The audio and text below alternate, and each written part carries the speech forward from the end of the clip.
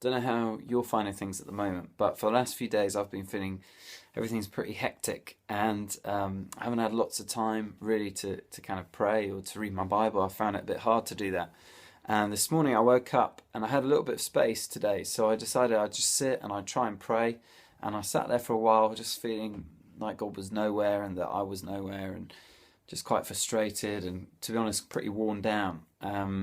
But after a little while of giving it some space, I just began just to think, yeah, do you know what? You are there, Lord, and I know I love you, even though I have been finding it hard to spend any time with you. And there's a verse that's not in this passage, but that just kept coming back to me. Those who wait on the Lord will renew their strength. And I kept having that at the back of my mind, even as I sat there for a while. And at the end of it, just come to film this, just feeling much more refreshed than I was when I started. And then reading the story about the woman with the problem of bleeding, there's something amazing about this story. She is there bleeding for 12 years, and that, blood represents life. So she's there with life literally kind of draining from her body for 12 years. And loads of us, I think, because our lives can be so hectic and sometimes life can be so tough, it's like as if we're bleeding life as we go through it, like life is draining out of us.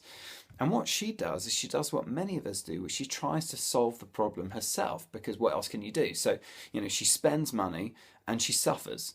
And both of those things continue. She spends money and she suffers. She tries to find a cure for it. And when we're feeling maybe like life has been drained out of us, we try, we suffer, yes, but we also, what do? We often spend money. We try and solve the problem. So we might buy a box set, or we might, treat ourselves to a really nice kind of piece of clothing, or we might get some food, or we try and just saturate ourselves to make ourselves feel better.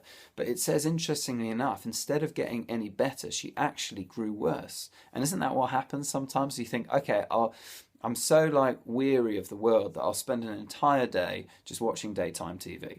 And at the end of it, you think, I should be feeling refreshed, but I'm not. I'm just feeling worse than I was at the start. What we need in the midst of everything is a touch from God. We need to meet the Lord because He is life. And when life is draining out of us, to come into contact with Him is like coming close to a fire, and we find that we warm up again, that we grow, that life is poured into us. So that's what she does. She makes her way through the crowd. She finally touches Him. He turns to her. He calls her daughter. He says, you found peace. And He says, you're free from your suffering. Take some time today to come near to Him again. If life has been draining out of you, give it a little bit of time, but one touch from Jesus, and we're reminded that we are His children. We find peace in a way that looking elsewhere will never give it to us. And also, we get freed often from the things that are plaguing us and that are causing us to suffer.